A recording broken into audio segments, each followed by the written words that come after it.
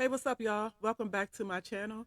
I hope everyone's having a good day today. I hope everyone's enjoying your day today. You didn't have any type of heartache or uh any type of upsets or anything today, y'all. At the rate that this world is going and the disappointments and all that type of stuff, y'all. I just thank God every single second of the day, every time I think about it, because in just a second your whole life could change or either be ending in just that fast of time.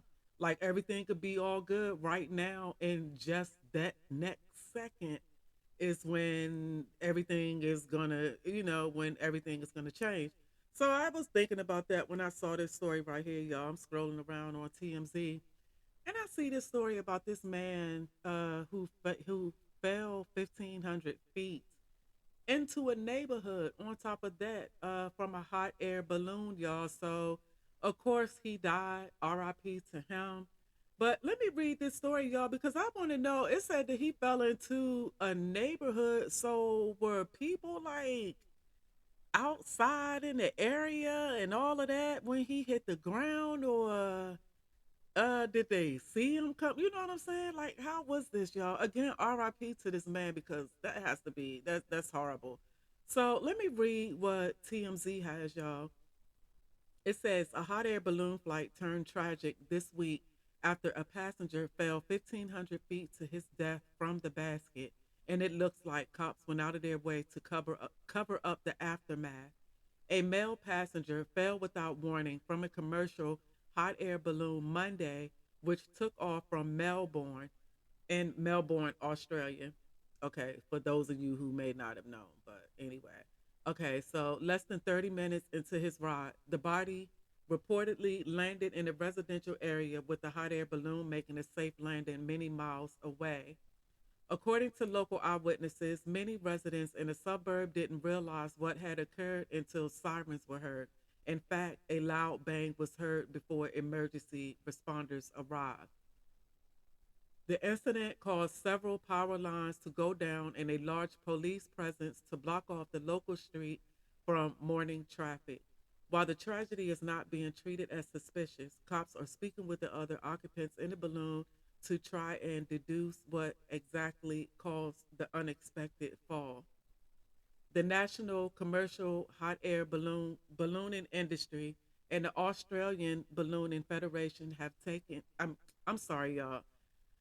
My phone is ringing right now, and it's kind of blowing me making this video, but I don't want to pause it or stop it in the middle of the article. So that's kind of it plucked my nerves for a second. But anywho, y'all, let me get back to where I was, and I'll return this call back after a while. Okay, so the National Commercial Hot Air Ballooning Industry and the Australian Ballooning Federation have taken have spoken out about the tragedy, assuring people that hot air balloon baskets are designed to prevent passengers from falling out. So it's unclear what may have caused this. They say the operator will be arranging for psychological support and counseling for the witnesses affected. This marks the second hot air balloon tragedy this year. Remember, 4 people were killed in Arizona in January after a hot air balloon went down during a skydive outing. A preliminary report from the National Transportation Safety Board later said that the envelope was already deflated and the burners still on before the hot air balloon collided with the ground. Just goes to show hot air ballooning can be dangerous. And like I said, y'all, like they look like hot air balloons, like the designs, like they're awesome, awesome, beautiful to look at, and all of that. But I don't think I ever, not that I can remember off the top of my head right now, but I don't ever recall a time that I might have said to myself, I wouldn't mind taking a hot air balloon ride. Like, I'm serious. I don't think I've ever said that. You know what I'm saying? Like I said, they are beautiful to look at because these are amazing. These in this picture right here, these designs are amazing. And I would be one of those people standing on the ground watching and taking pictures and doing all that. But I'm not getting up in one. I'm going to be on the ground looking up at you, not in one of those looking down at y'all standing on the ground. because in an instant I can be back down on the ground with y'all unwillingly, and you know what I'm saying, that splat might be my last. So like I said, they are very very beautiful to look at. I love to look at them, and it is beautiful when you see hot air balloons, you know, just up in the air, and it's a beautiful sky and a sunset is the background and all that type of stuff.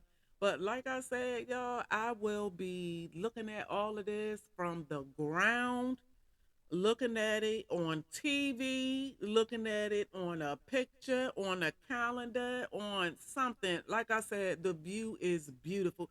But I would never be up in one. Like I'm not that. I would never be up in a hot air balloon. Like I would never be able to do bungee cord jumping. I would never be able to do any of that because not just the fact of, you know what I'm saying, being fearful, not because of that, but it's more for me. Once that I can't do stuff like that, once that motion sickness, once that sets in, like I can get on that hot air balloon and I can be saying to myself, yeah, I can't wait until we get up in the air and we start floating. I could be saying all that to myself. But as soon as that thing moves 1 inch up off the ground, y'all, I lie to you not, 1 inch.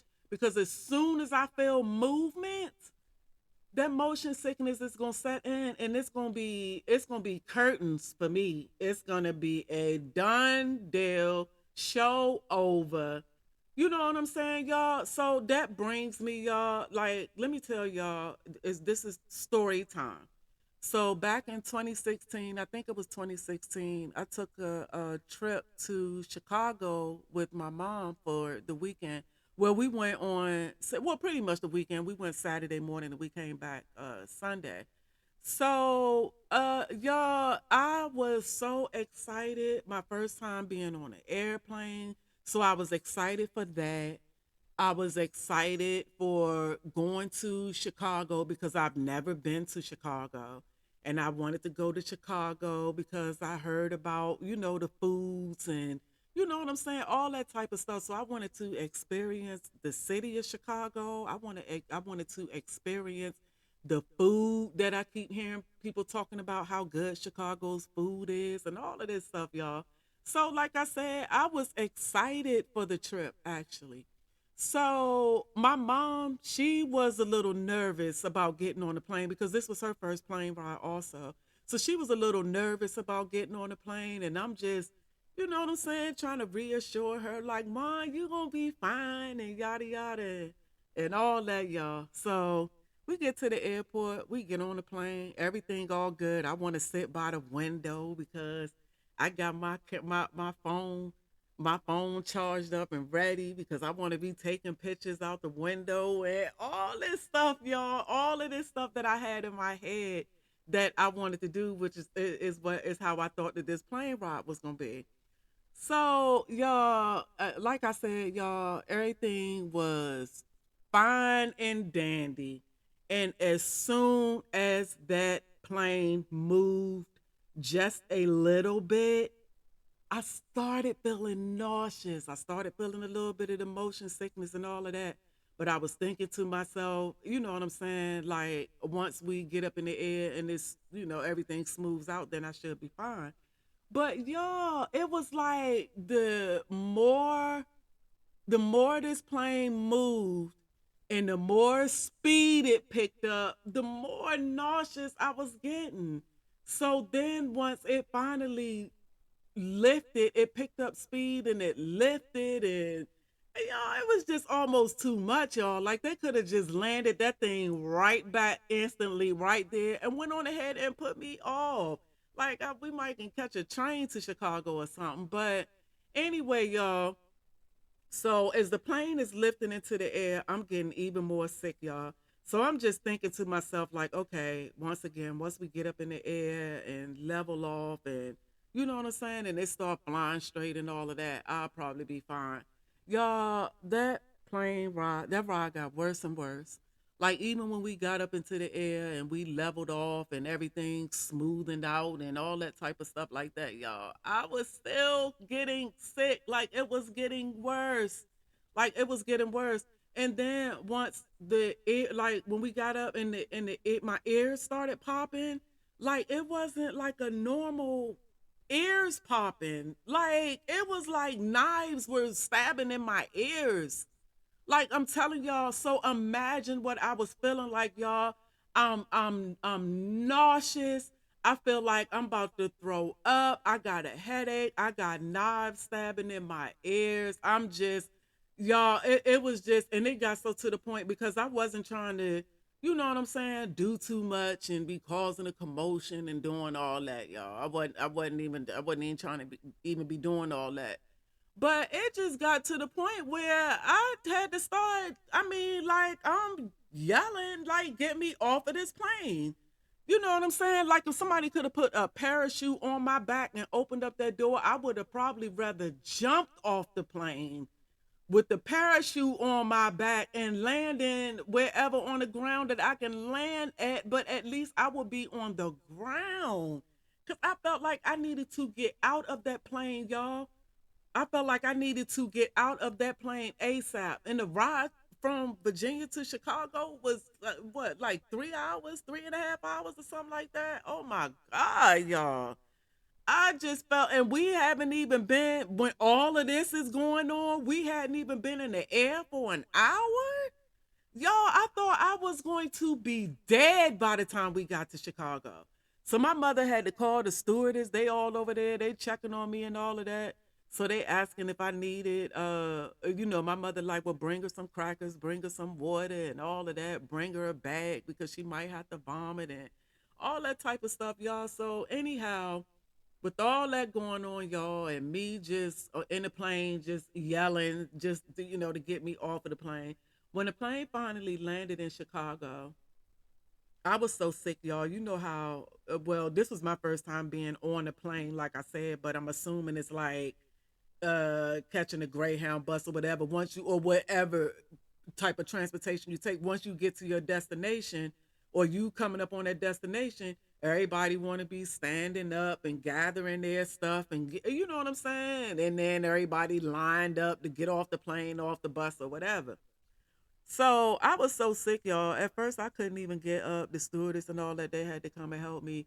And then my mother had to ask the other passengers if we can cut in front of them because these were her exact words. Excuse me, can we go in front of y'all because my daughter is really sick right now and I need to get her off of this plane. So they let us get in front of us. So we finally got off the plane. So then y'all, we had to walk through the plane, y'all, like having to walk to the Uber and all of that, y'all. So I just felt like I was about to fall out, but the only thing I wanted to do was to get to our hotel room. So we walked through the terminal. So we get in our Uber. Now, mind you, just like I said, we in Chicago. You know what I'm saying, y'all? So y'all know I've never been to Chicago, but Chicago is a big city. And I know that most big cities, you know what I'm saying? The drivers are just, they just out there driving, y'all. So we get in the Uber. Now, mind y'all, I'm thinking that once I got off the plane, that I start to feel, I start to feel better or whatever. No, wasn't happening. So, like I said, we had to walk through the terminal to get to our Uber. So we get to the Uber. We on the way to our hotel, and the Uber just driving like he about to have me throwing up in the back seat. Like, you know what I'm saying? Like I felt like I could have did something to this man because I'm looking like there's no sense in the world why you need to be driving the way that you driving. You doing all that just to slam on brakes and jump over here and do. I wasn't feeling none of that, y'all. So I'm in the back seat moaning and groaning, and I'm about to throw up and do all that. And my mother asked the Uber driver, she told him my situation and that I was ill, and if he could slow down. So he did. So you know what I'm saying. Thank you to him. But he did. He slowed down and was driving, I guess, as sensible as he could drive in Chicago. You know what I'm saying?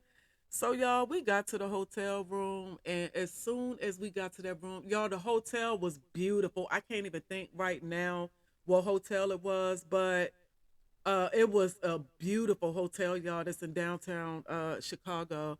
But y'all, beautiful hotel, y'all. I couldn't even walk in and really enjoy the hotel, y'all. I walked in, went straight in, put that robe on.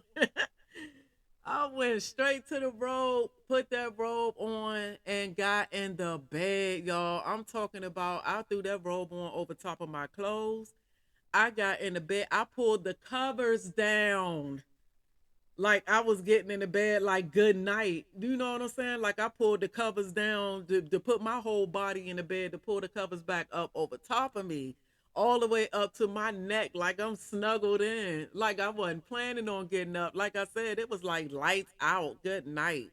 That's how I was in the bed. But that's how sick I was, y'all. So I really could have just stayed in that hotel room and could have just stayed in that bed with the TV on, y'all, for the rest of the day.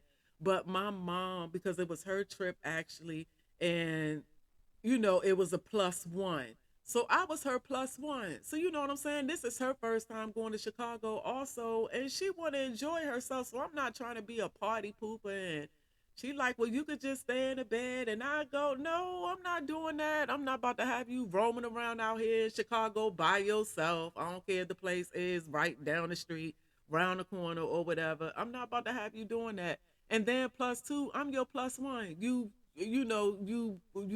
bought me because you knew that we were gonna have fun together. We trying to go eat. We trying to do all of that, y'all.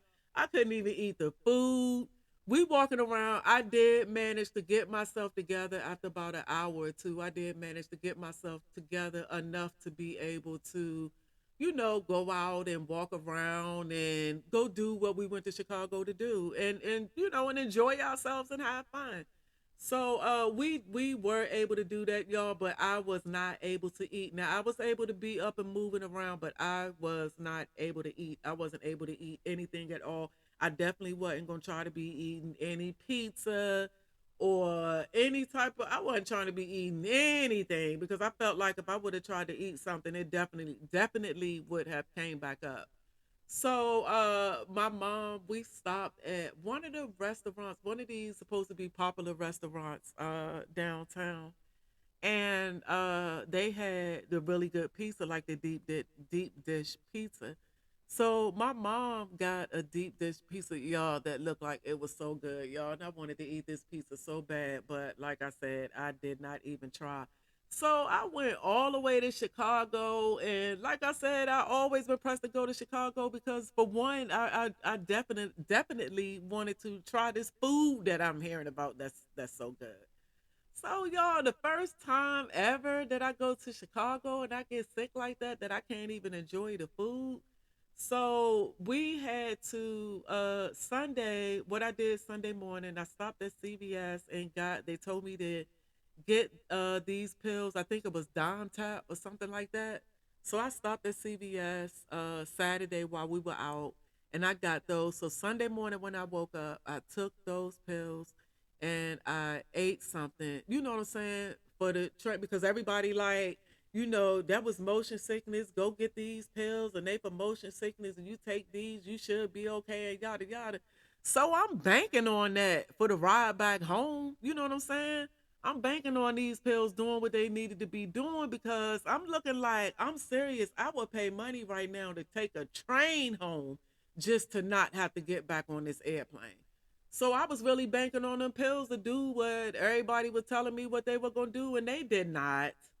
I wasn't as sick as I was going to Chicago, but I was still sick. And I'm looking at some little kids. It was some little look like they were maybe about 5 and 6 years old. Little kids that's sitting over in the aisle across from us when I was able to have my eyes open. Some little kids sitting on the aisle across from us. They sitting in the seat and they got their legs folded and looking on their tablets, and they just sitting there like they're sitting in their beds at home or sitting on their sofas at home. You know what I'm saying? And I'm looking like these little kids, they sitting over there like this is nothing, and I'm sitting over here about to throw up. You know what I'm saying? So the ride from Chicago back home wasn't as bad as going to Chicago, but it was still bad. It was still bad. I was still sick and I still needed to get off of that plane. I still needed to get up off of that plane. So that's why I said, y'all, you know what I'm saying? That's why I look at it. I would never, a hot air balloon, I already know. I can't even sit on a swing at the park. I can't even sit on a regular swing at the park without a little bit of motion sickness going on. So a hot air balloon, just like I said, I would never go bungee jumping. I would be dead. If I went bungee jumping, I wouldn't have to worry about the cord snapping because I'm going to be dead. I'm going to be dead. I'm going to be dead, regardless if I hit the ground or not. I'm going to be dead, y'all, because that pain, I ain't gonna be able to. My stomach ain't gonna be able to take it. My stomach and my head, none of that, y'all, ain't gonna be able to take. I'm telling y'all, I would be dead. But y'all, this is really a tragic way to die. 6 million ways to die, they say, and this is really a tragic way to die because you got to think about this guy knowing when he fell out of, he knew when he slipped or whatever happened that he ended up outside of that basket. He knew, you know what I'm saying? He already knew the outcome. He already knew what it was. And when I think about stuff like this, I think about September the 11th with the Twin Towers, with the people that were I don't know, some people, I really don't think that some people jump on their own. I think that some of them were because there were so many people. Some of them probably were accidents. They were accidentally pushed out because everybody was crowded up at the window trying to get air. So yeah, some of them probably decided to do that, but some of them probably didn't. But and then you just got to think about, you think about that fall. Like every time I see that or every time I hear about stories like this, or somebody falling from off the top of a building, or somebody falling from a very high distance, you know what I'm saying? You think about, you're falling from, you're so high up in the air that you have so much time. Well, the way that I'm thinking about it, you have so much time to think about, you know what I'm saying? You have so much time to know exactly what's going on while it's going on and what the outcome is going to be. You know what I'm saying? Like there's not a doubt in your mind that you think that you are going to survive this fall, or you know what I'm saying, y'all. So that way all the way down is just scary. You know what I'm saying? Just the only thing that you can do is just pray you from the time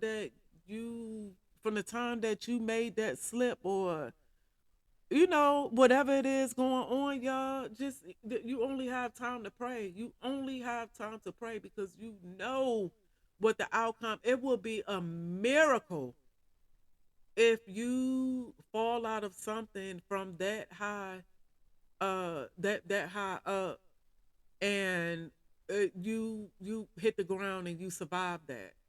Because even if you hit the ground and survive that from that high up, you gonna be your body gonna be so eh, y'all, it's just crazy. But like I said in the beginning of the video, y'all, it's RIP to this man. A tragic way to die, y'all. Tragic way to die. And like they said, they were arranging for psychological support and counseling for the witnesses, because they said in the story that none of the people in the neighborhood witnessed the actual fall. People said that they heard a loud noise, but a lot of people said that they didn't know what was going on or what had happened until the authorities got out. The fire department and all of them, until they came out. That's when they realized that something had happened. So obviously, nobody on the ground saw this man falling from out of the air and actually hitting the ground. But the people that were in the hot air balloon, that was in the basket with him, they saw him fall or whatever it was that happened. I hope nobody pushed that man out. I hope that wasn't intentional. I hope that's not what happened. But I hope that it was an accident and it wasn't any type of horseplay or even any type of somebody trying to get a good, you know what I'm saying? You trying to get a good selfie, you know what I'm saying? And you trying to get that selfie and you slip. So that could have been the situation like that too. But you know what I'm saying? Whatever the situation was and however it happened, it's still a sad situation all the way around. And sad for the man who lost his life, sad for his family, and sad for the people who had to witness that because I can't even imagine y'all. But anyway, y'all, I just wanted to come out here and make a video. I saw this, like I said, scrolling around and just wanted to make a video about it because it's one of my fears, but it's also something that I would never, I know for a fact that I would never do. But RIP, y'all, to this man. Thank y'all for watching my video. I'm out.